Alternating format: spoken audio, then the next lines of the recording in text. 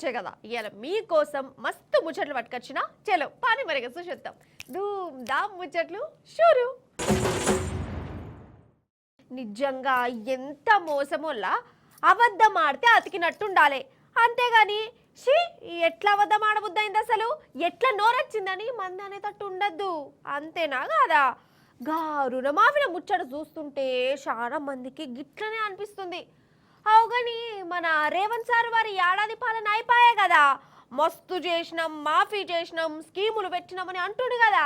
పరిమరో మల్క ఏ పాట జనానికి ఫాయిదా అయింది, జనం ఎంతగానో మెచ్చుకుంటుర్రు, అరుచుకుందాం రారే. గోవిందా గోవిందా రైతు భరోసా గోవిందా గోవిందా గోవిందా రుణమాఫీ గోవిందా గోవిందా గోవిందా పెన్షన్ 4000 గోవిందా గోవిందా గోవిందా కాంగ్రెస్ పార్టీ గోవిందా. ఇన్నరా ఇగో ఇది ఏడాది పాలనల రేవంత్ సారు వారు ఎగ్గొట్టి చూయించిన పర్ఫార్మెన్స్. వీళ్ళేదో మళ్ళా బీఆర్ఎస్ ఓళ్లే అని అనగల్లనులో ఈ చేయిపాటోళ్ళు. వీళ్ళకేం పార్టీలు లేనేలేవు. ఆదిలాబాద్ జిల్లా ముక్రా ఊరు రైతులు షేన్లకచ్చి రేవంత్ సార్కు ఇనబడేటట్టు మంచిగా అర్థమయ్యేటట్టు వాళ్ళ గోస చెప్పుకున్నారు. ఇక ఓ దిక్కేమో రుణాలన్నీ మాఫీ అయిపోయినాయి, రైతులు సంతోషంగా ఉన్నారు అని రేవంత్ సారు ముచ్చట చెప్తున్నాడు. మరి బ్యాంకుల చుట్టూ ఆఫీసుల చుట్టూ చెప్పులరిగేటట్టు తిరుగుతున్న వీళ్ళంతా ఎవరు మరి? వీళ్ళు రైతులు గారా? రుణాలు మాఫీ కాలేదని ఎంత రంది పెట్టుకున్నారు వీళ్ళు. బ్యాంకుల చుట్టూ తిరుగుడే కాదు, కాంగ్రెస్ లీడర్లు ఎమ్మెల్యేలు కనబడితే ఎక్కడక్కడ అడ్డం పడుతున్నారు రైతులు. పొట్టు పొట్టు తిడతాండ్రు, శాపాలు పెడతాండ్రు. అగో తుంగతూర్తి కాడ షెయి పార్టీ ఎమ్మెల్యే సామేలు సారు కంటబడితే రోడ్డు మీదనే నిలదీసిర్రు. అసలు మాఫీ చేయ శాతగానప్పుడు ఎందుకు ఉద్దర ముచ్చట్లు చెప్పాలే, ఎందుకు అబద్ధాలాడాలే అని శాపాలు పెడతాండ్రు. 2 లక్షలు మాయపడినారు కదా, మరి అన్నప్పుడు మాట అంటున్నప్పుడే ఉండాలి అని చేయలేదు. చేయకపోతే ఈ జనం పట్టుకోలేక పడలేక అని ఉంది, చేస్తేనేమో చేయదు.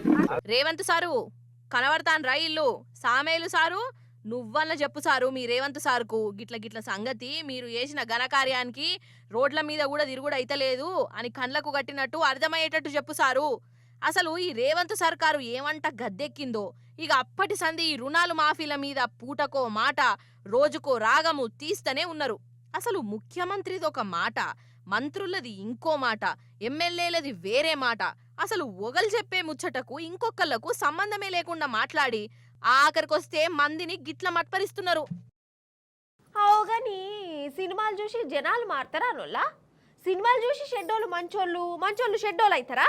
లేకుంటే అప్పటి మందమే చూసి మళ్ళీ మర్చిపోయి మన ఇల్లు మన సంసారం మన రందులు మన రప్పులు అనుకుంటుంటారా? మీరే ఎప్పురోలా. ఎందుకంటున్నా అంటే సినిమాను సినిమా లెక్క చూడాలి అని కొందరు అంటారు. గట్లెట్లుంటది, సినిమాలు చూసి జనాలు చెడిపోతారు అని ఇంకా కొందరు అంటారు. మొత్తానికి ఇగో ఈ ఆంధ్ర పోరలు మాత్రం లక్కీ భాస్కర్ సినిమా చూసి వాళ్ళ లక్కే పాటు ఉన్నదో అరుచుకునే పనుల పడ్డారు. పాండి మరి వాళ్ళని కూడా అరుచుకుందాం మనం.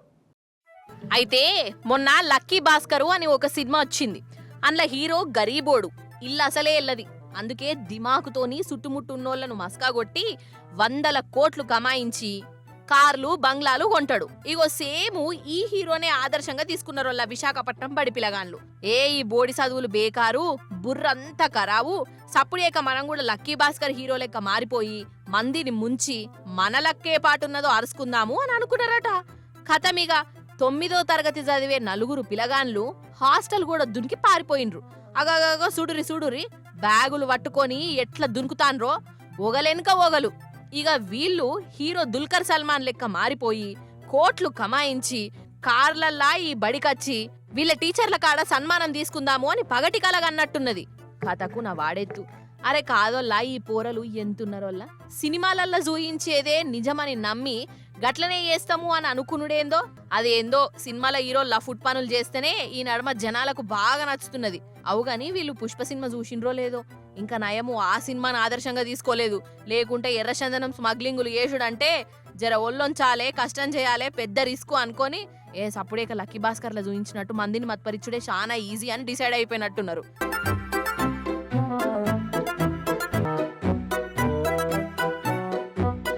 ఇప్పుడు మీకు ఒక చిక్కు ప్రశ్న అడగాలనా? షాయ్ని ఎట్లా చేయాలో మీకు ఎరకయ్యే ఉంటుంది కదా. షాయ్ చేయాలంటే పాలైతే కావాలి, మరి పాలను ఎట్లా తయారు చేస్తారు? పాలను తయారు చేయు విధానం ఏంటిది? పాలను ఎవడన్నా తయారు చేస్తారా? పాలు కావాలంటే ఆవు ఉండాలి, లేకుంటే బర్రె ఉండాలి, లేకుంటే దుకాణం పోయి పాల ప్యాకెట్ ఇవ్వమంటే వాళ్ళే ఇస్తారు అని అంటారా? కాదు కాదు, పాలు కావాలంటే ఆవు అవసరం లేదు, బర్రె అసలే అవసరం లేదు. అయినా పాలు తయారు చేయవచ్చు, గుట్ట గుట్ట తాగచ్చు. గట్లనే చేస్తున్నారు కొందరు మహానుభావులు. చూడురు మరి పాలు గాని పాలు. అసలైతే లీటర్ పాలను 2 లీటర్లు వేయొచ్చు నీళ్లు పోసి, 2 లీటర్ల పాలను 3 లీటర్లు, అవసరమైతే 10 లీటర్లు కూడా వేసే మహానుభావులున్నారు కదా. కానీ పాల సుక్క లేకున్నా 500 లీటర్ల పాలు తయారు చేస్తాండ్రు. ఇగో ఈడ కుర్చీల ముఖం మార్చుకొని కూర్చున్న మహానుభావులు ఎట్లా అని అంటారా? ఇగో ఈసారి చూయిస్తాండు చూడుర్రి. ఫస్ట్ ముందుగా 40 రూపాయల థమ్సప్ బాటిల్లో ఉన్న ఈ ద్రావణాన్ని ముత్తంతా తీసుకోవలెను. ఇక ఈ ద్రావణం అంటే ఏమో అనుకోగలనొల్ల, కెమికల్ అట. ఇక దీంట్లో నీళ్లు కుమ్మరియవలెను. నీళ్లు కుమ్మరిచ్చినాక పాలవాసన వచ్చేటట్టు ఇగో ఈ టానిక్ ను పొయ్యవలెను. ఇక చిక్కగా తెల్లగా ఉండేటెందుకు ఈ పౌడర్ పొయ్యాలే. అటెనక పండ్లు దోముకునే బురుసుతోని ఇగో గిట్ల కలపవలెను. ఖతం, అయిపోయింది. సల్లని పాలు రెడీ. ఇక వీటిని వేడి చేసుకొని బూస్టులా కలుపుకొని తాగుతారా, లేకుంటే చక్కెర షాయి పత్తి వేసుకొని షాయి చేసుకుంటారా, మీ ఇష్టం. అగో ఉత్తరప్రదేశ్ రాష్ట్రంలో గిట్ల తయారు చేస్తాండ్రోళ్ళ పాలను. అసలు పాల సుక్క లేకుండానే పాలు తయారు చేసి మందిని అంటగడతాండ్రు. 1 లీటర్ కెమికల్ తోని 500 లీటర్ల డూప్లికేట్ పాలను తయారు చేస్తాండ్రట. ఇక ఇవే అసలైన పాలు, పట్టు పాలు అని అనుకుంటా మందికి పంపుతాండ్రు. ఇట్లా 1 రోజు 2 రోజులు కాదోల్లా, 20 ఏండ్ల సంధి ఈ దందా నడుస్తాంది. అంటే 20 ఏండ్ల సంధి వీళ్ళ దగ్గర పాలు పట్టేటోళ్ళు ఇవే పాలను తాగుతున్నారు అన్నట్టు. అసలు ఇసుంటోళ్లను ఏం చేయాలనో మీరే చెప్పుండ్రోల్లా. ఆఖరికి పాలను ఇగో ఇట్లా కల్తీ చేసుడేంది, పైసలు కమాయించేందుకు మంది పానాలతోని ఆడుకునుడేంది. పాలంటే చిన్న పిల్లల కోసమే పడతారు, వాళ్ళకే తాపిస్తారు. ఇక ఈ డూప్లికేట్ గాళ్ళ కడుపు నింపుకునేందుకు అన్నం పున్నం తెలవనోళ్లను గోస ఉచ్చుకునుడెందుకు? పాపం దాకదా? నాకైతే వీళ్ళను చూస్తుంటే బీపీ లేస్తున్నదోల్లా. వీళ్ళను ఏం చేసినా పాపం లేదు పా. ఇప్పుడు లోకమే డూప్లికేట్ అయిపోయింది పోరి. ఏది చూడు నకిలీ. సరే, ఆ నడుమ ఉత్తుత్తి బ్యాంకు, ఉత్తుత్తి పోలీస్ స్టేషన్లు తయారైనాయి కదా. ఇక ఇప్పుడు ఉత్తుత్తి ఆఫీసర్ కూడా మన కాడికొచ్చిండు. అది కూడా గుజరాత్ నుంచి వచ్చిండు. పారి ఆ గుజరాత్ మోడల్ కథ చూద్దాం మనం. ఈడ సూటు బూటు వేసుకొని ఎంక్వైరీ చేస్తాండు. వీళ్ళేమో చేతులు కట్టుకొని వణుక్కుంటా ఉంటున్నారు. ఈయనే ఈడీ ఆఫీసర్ అట, ఈడీ ఆఫీసరు. ఇక వీళ్ళేమో బంగారం దుఃఖన పోల్లట. ఎంక్వైరీకి వచ్చినాం, లెక్కాపత్రం లేని సొమ్ము బాగున్నది మీ కాడ, చల్ పైసలు లియుర్రి, జైలు శిక్ష చేస్తా అని జరంత గదిరించినట్టు చేసిండు. అయితే ఈ సూటు బూటు ఆఫీసర్ పర్ఫార్మెన్స్ జరంత ఎక్కువైనట్టున్నది. యాక్షన్ ఓవర్ యాక్షన్ అయిపోయింది. అనుమానం కొట్టి పోలీసులకు చెప్తే అసలైన కథ బయటపడ్డది. వీడు డూప్లికేట్ ఆఫీసర్ అట. గుజరాత్ ఓడు కచ్ అనే పట్నంలా వీళ్ళదో గ్యాంగ్ ఉన్నది. సినిమాలల్లో కదా చూయించినట్టు ఇగో ఇట్లా సూట్లు బూట్లు దొడుక్కొని బాగా సౌండ్ పాటోళ్ళ ఇండ్లకు పోయి ఇగో ఇట్లా గదిరిచ్చి పైసలు వసూలు చేస్తానట. ఇక ఇట్లా ఎన్నాళ్ళ బట్టి చేస్తున్నారో గాని ఆఖరికి ఇగో ఇట్లా దొరికిపోయినరు. అగా చూడుర్రి, అసలు నన్ను అడిగితే గుజరాత్ వాళ్ళకు ఏదైనా సాధ్యమే అవుతుందోల్లా. దేశాలు మార్చి మందిని ముంచుట్లా అక్కడి ముఠాలు దేశంలోనే పెద్ద పేరు అయినాయి. అంతెందుకొల్లా ఇగో వీడు ఉత్తుత్తి ఈడీ ఆఫీసర్ అట. మొన్న వాళ్ళక ఉత్తుత్తి జడ్జి చేసాం గట్టి ఇగో ఈ గుజరాత్ మనిషి. ఇక అంతకు ముందేమో ఉత్తుత్తి పాస్పోర్ట్ ఆఫీసులు, ఉత్తుత్తి పోలీస్ టౌన్లు పెట్టుట్లా అక్కడి ముఠాలు ఆర్పార అయిపోయినాయి. ఎంతైనా గుజరాత్ మోడల్ కదా, అట్లుంటది మరి మాతోని అని అంటున్నారు అక్కడ వాళ్ళు.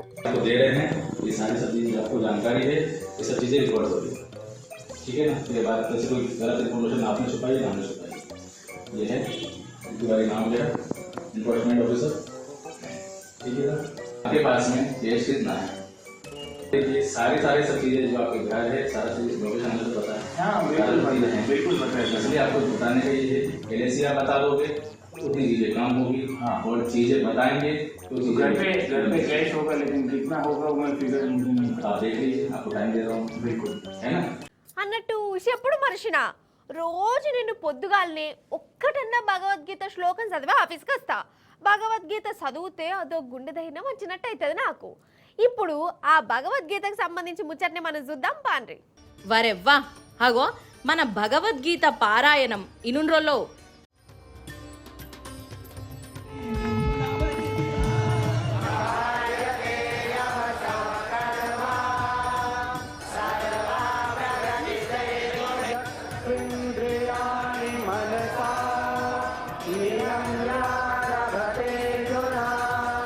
ఒకళ్ళు కాదు ఇద్దరు కాదు ఒకటేసారి 5,000 మంది ఒకటే రాగంలా భగవద్గీత శ్లోకాలను చదివిర్రు. ఇక ఈ గీతా పారాయాన్ని చూసి గిన్నీస్ బుక్కోలే పరేషాన్ అయిపోయినరు, గిన్నీస్ రికార్డులకు ఎక్కిచ్చిర్రు. అయితే డిసెంబర్ 11వ తారీఖు నాడు గీతా జయంతి. ఇక మధ్యప్రదేశ్ రాష్ట్రం ఉజ్జయిని మైదాన్లా 5,000 మంది కలిసి భగవద్గీత పారాయణం చేసిర్రు. ఇక అక్కడి సీఎం సారి కూడా హాజరయ్యి గిన్నిస్ బుక్ వాళ్ళు ఇచ్చిన ఈ సర్టిఫికెట్ ను తీసుకొని దిల్ కుష్ అయ్యిర్రు. निश्चित रूप से ये विश्व कीर्तिमान मध्य प्रदेश शासन संस्कृति विभाग की ओर से आप सबको हम समर्पित कर रहे हैं। माननीय मुख्यमंत्री doctor Mohan Yadav Guinness book of world record की टीम की ओर से ये विशेष प्रमाण पत्र प्राप्त कर रहे हैं इस विश्व कीर्तिमान का। श्रीमद् भगवद गीता के श्लोकों के सस्वर कंठस्थ पाठ का ये అనగనగనగా ఒక ఊరు, ఆ ఊర్లే ఒక చెట్టు, ఆ చెట్టు కాడ ఒక బాయి, ఆ బాయి కాడికి పోదాం పారి. ఎందుకంటారా, అయితే 2 జీవాలలా వాటికి దూపైందో లేకుంటే బాయి కాడ పరుగు పందం పోటీలే పెట్టుకున్నాయో మనకు తెలియదు, కానీ అవి ఆగమైనాయి, మందిని ఆగం చేసినాయి. లాస్ట్కి ఏమైందంటే గిదేనోల్లా గా బాయి లోపల చూడుర్రి. అయ్యో ఏంటి అవి బర్రెలా? ఏ బర్రెలు కావు, కొమ్మలేమో పెద్దగున్నాయి, జింకలున్నట్టున్నాయి. అయినా జింకలు గట్లెందుకుంటాయి? యాదికొచ్చింది, వీటిని సాంబార్ అంటారట. అంటే జింకలల్లా పెద్ద జింకలు అన్నట్టు. మరి అవి అడవిలో శంగ తిరుగుకుంటా ఉండకనట ఒక ఊర్లోకి వచ్చినాయి. మేత కోసం తిరుక్కుంటా బాయిల పడ్డాయి. కండ్లు నెత్తి మీద పెట్టుకొని నడిచినాయో లేకుంటే చీకట్ల కనబడలేదో పాపం వీటి అవస్థ చూడురోల్లా. ఇక ఆ బాయిలో ఉండలేవు, మీదికి రాలేవు. ఎవలో ఊరోళ్ళే చూసి వీటిని బయటికి తీసే ఉపాయం చేసిర్రు. మరి ఎట్లా చేస్తే మీదికి అత్తయ్య కావచ్చు? అమ్మయ్యా, ఇగో లాస్ట్ కు గిట్లా ఉపాయం చేసిండ్రోల్లా. తొవ్వ మంచిగానే తీసిర్రు కదా. ఇక రార్రి బయటికి వెళ్ళుర్రి, పైలం మళ్ళా కింద పడగల. ఇక జన్మల ఇవి బాయిల మొహాన అస్సలు రానే రావు కావచ్చు.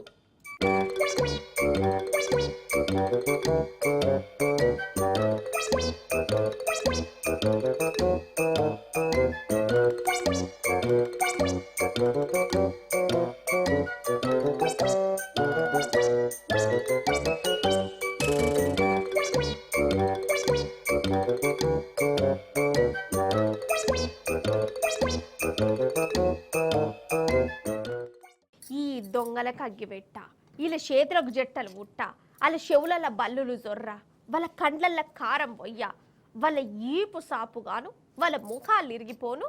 ఇంకేమున్నాయి తిట్లు? ఏమన్నా మీకు ఎరుకున్న తిట్లుంటే ముచ్చట చూసినాక తిట్టురి.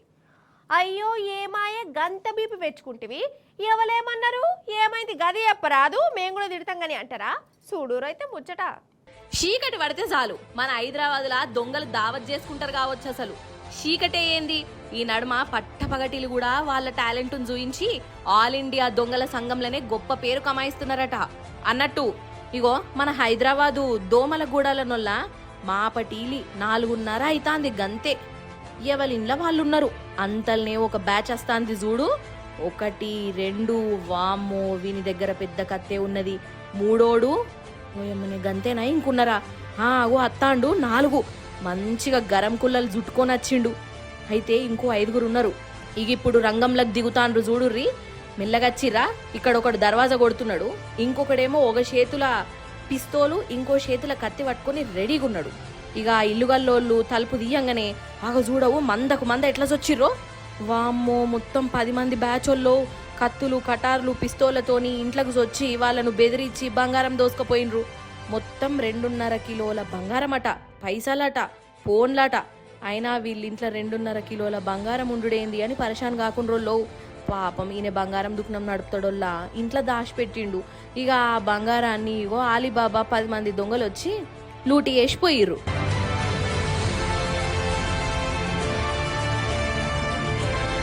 వీళ్ళకి ఎంత ధైర్యం వల్ల అసలు పట్టపగటీలే ఇగో ఇట్లా మోకాలకు ముసుగులు కప్పుకొని పిస్తోళ్ళు కత్తులు పట్టుకొని ఇళ్ళకి వచ్చి మరీ దోసుకపోతాన్రంటే ఎంత తెగిచ్చిరు కావచ్చు. అసలు కొంచెమన్నా భయం అనేదే లేకుండా అవుతుంది. ఇన్నొద్దులంటే ఇంటికి తాళం వేసిపోతే మళ్ళీ వచ్చే వరకు లూటికేసేటోళ్ళు. కానీ ఇప్పుడేమో ఇగో ఇట్లా డైరెక్ట్గా దర్వాజా కొట్టి బెదిరించి మరీ లూటి చేస్తాన్రు. ఇగో ఇట్లా మోపైన రోజుల దొంగలు. అందుకే మీరు తలుపు సప్పుడైతే ఆగమాగం దియకుర్రి. నన్ను అడిగితే ప్రతి ఇంటికాడ ఒక సీసీ కెమెరా బరాబర్ పెట్టుకోవాలి. బయట నుంచి ఎవడత్తాండు ఎవడు పోతాండు అని నజరేయాలి. ఓ మల్క ఏమంటున్నా? ఇప్పుడు మీకు ఒక వింత దొంగతోని ములాఖత్ చేపిస్తా. వింత దొంగనా? వాడెట్లుంటాడు? కొమ్ములు గిట్లు ఉంటాయా ఏందని కారెడ్డం ఆడేరు. వాడు కూడా మనిషి లెక్కనే ఉంటాడు, మెదడు మాత్రం జరంతా అలాగుంటది. మరి ఈ వింత దొంగని కళా పోషణిందో చూద్దాం మనం. ఇప్పుడు మనం మన హైదరాబాదు రామంతాపూర్ వాసవి నగర్కి వచ్చినాం. ఇగో ఈ అన్న ఏమో చెప్తాడట మనకు. ఏందే? వాసవినగర్ లో దొంగ లోపల ఉండు, మీకు రండి ఒకసారి చూపిస్తాను. పా. నా పేరు శంకర్ యాదవ్. శ్రీనగర్ కాలనీ భరత్ నగర్ కాలనీలో దొంగతనం చేసింది వీడే అండి. ఇప్పుడు పట్టుకున్నాను నేను. అయ్యో గట్ల ఓవుడు మంచి తరిక కాదేమోనే శంకరన్న. ఈయననేనా దొంగ? సరే పట్టుకుంటేవి గాని ఇంతకి ఏం ఎత్తుకపోయిండు గజ్జప్పరాదు. ఇగో వీరింట్లో చెప్పులు చూడండి, ఇవి నా కొడుకు చెప్పులు. ఇంకా నా షూ ఉండవు ఈడ. దీని సపోర్ట్ ఏమో పెళ్ళం. ఇగో చూడు. ఓష్ని ఈయన కొడుకు చెప్పులు ఈ ఇంట్లో ఉన్నాయంట. ఈయన బూట్లు కూడా ఉన్నాయంట. ఓష్ని ఇల్లంతా చెప్పుల దుకాణమే ఉన్నట్టున్నది కదా. ఇవన్నీ ఎత్తుకొచ్చిన చెప్పులట. ఈ నడుమ రామంతాపూర్ వాసవి నగర్ దిక్కు ప్రతి ఒక్కళ్ళింట్లో చెప్పులు మాయమైతున్నాయట.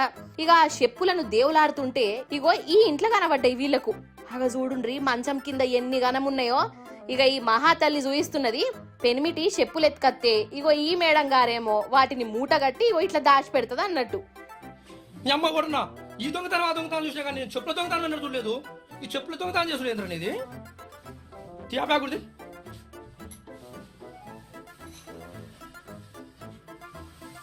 నైట్ ఎక్కడ తెచ్చినా ఎక్కడ పెట్టినా కరెక్ట్ చెప్పు. అందులో లేవు ఇంకా. అయితే ఈయన పేరు మల్లేష్ అట. దొంగ మల్లేష్ అని ప్రేమగా పిలుచుకుంటారట. ఈయనకు అలవాటు ఉన్నది, ఎవరింట్లో నన్ను చెప్పులు కనబడితే వాటిని ఎత్తుకోబోతాడు. ఆగో సీసీటీవీలో చూడుండ్రి, గోడలు దునికి చెప్పులు మాయం చేస్తాండు. ఇక వాటిని 100కు 200కు అమ్ముతాడట. వామ్మో, ఇవన్నీ కొట్టుకొచ్చిన చెప్పులే. వీటితోని పెద్ద చెప్పుల దుకాణమే పెట్టొచ్చు. అసలు చెప్పుల దుకాణంలోనన్న గిన్నిగానం ఉంటాయో ఉండయో. ఇక ఈ చెప్పులన్నీ బయటపడే వరకు వాసవి నగరోళ్ళు ఇగో ఈడికొచ్చి సంతల కదా ఏది కావాల్సి వస్తే అది ఏరుకున్నట్టు ఇగో వీళ్ళు చెప్పులు ఏరుకున్నారు అనుకుంటురా. కాదు, ఒక్క దొంగవాడు ఇవన్నీ దొంగలు ఇచ్చి తీసుకొచ్చాడు. ఒక్కడే దొంగ. అసలు ఈ మల్లేష్కు ఇదేం మాయ రోగం కావచ్చు. ఎవరన్నా గొలుసులు ఎత్తుకపోతాడు, పైసలు ఎత్తుకపోతాడు, పరుసులు మాయం చేస్తాడు. కానీ అవన్నీ రొటీన్ దొంగతనాలు అనుకున్నారో ఏమో. వీడు చెప్పులు బూట్లు దొంగతనం చేస్తాడట. కండ్ల ముందు ఎంత ఇలువగల్ల సామాను కనబడ్డా పట్టించుకోడు గాని చెప్పులు కనబడితే మాత్రం ఇగో వీని చేతులు ములములం అంటాయట. ఇక ఇప్పటికీ 1000 జతల చెప్పులు కొట్టేసిండట. అంటే గిన్నీస్ బుక్ వాళ్ళకి చెప్తే ఈ దొంగ మల్లేషు పేరు ప్రపంచ రికార్డుల పేరు రాసుకుంటారు కావచ్చు కదా. రోడ్ అన్నప్పుడు టక్కర్లు అవుతుంటాయి. కార్లు, బస్సులు, బండ్లు, లారీలు అన్నీ గుద్దుకుంటాయి. మరి గాలిలో యాక్సిడెంట్ అయితే విమానాలు గుద్దుకుంటాయి కదా. కానీ అదేందోనోళ్ళ ఒక విమానం గాలిలో ఎగిరి లాస్ట్కి అత్తే కార్లను గుద్దింది. మరి కార్లు గాలిలోకి పోయినాయా, విమానం నేల మీదకి వచ్చిందా? ఏది ఉమ్మలు కరుచుకుందాం రాండ్రి. అగగగగగో వస్తున్నది విమానం. బుయ్ బుయ్ బుయ్. అగో ఏమో ఏటమటం కొడుతున్నది కదా. కిందికి దిగుతున్నదా? డుబక్. ఓ అమ్మనే పడ్డట్టున్నది. ఒక్కసారి ఆ విమానం కాడ చూద్దాం రాండ్రి.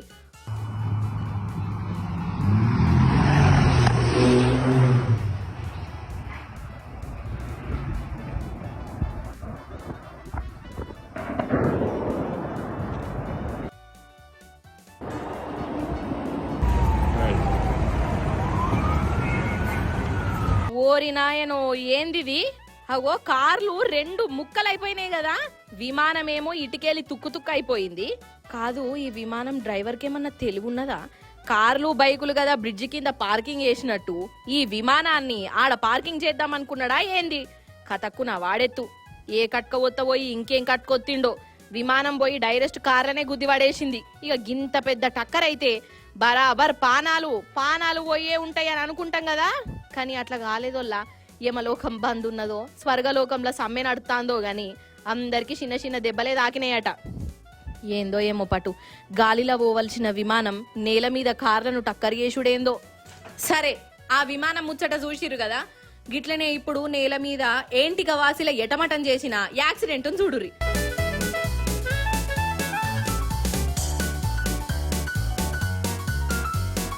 అబ్బరే బిడ్డ గంత పెద్ద లారీ ఆ కారు మీద టపుక్కుమని పడనే పడ్డదనుకున్నా. అసలైతే ఆ లారోడే కారోన్కి జలకిచ్చినట్టున్నది.